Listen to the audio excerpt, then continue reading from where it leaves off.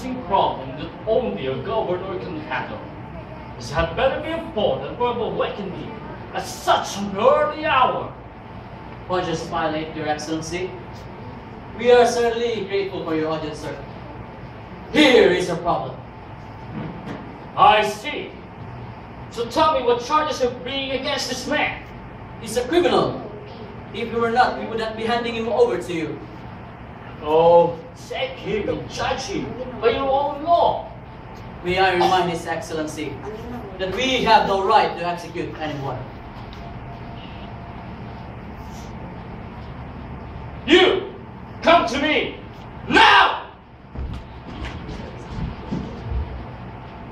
So, you're the prophet from Nazareth, aren't you? You know, I've heard some things about you. My wife even saw you in her nightmares. So tell me, are you the king of the Jews? Is that your idea? Or did others talk to you about me? What? Do you think that I am a Jew? It was your people. Your high priest handed you over to me. Anyway, it's what exactly that you are supposed to have done. My kingdom is not of this world. If it were, my servant would fight to prevent my arrest. But now my kingdom is from another place. Oh, so you are a king? This might be entertaining after all. You are right in saying that I am a king. In fact, for this reason I was born.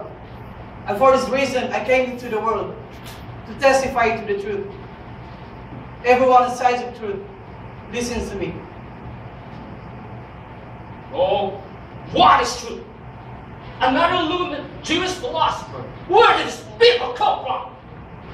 I'll find no basis for a charge against me. But it is customary that I release one prisoner at a time of Passover. Do you want me to release this king of the Jews? Your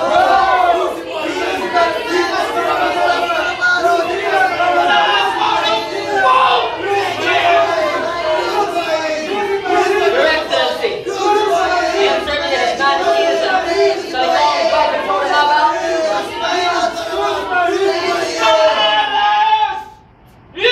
You take him. I'll find no basis for a charge against him. But we have a law. And according to that law, he must die because he claimed to be the Son of God.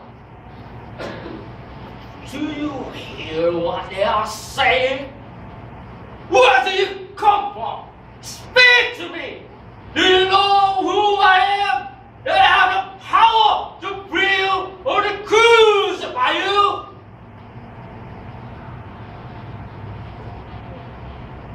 Here! Here is your king!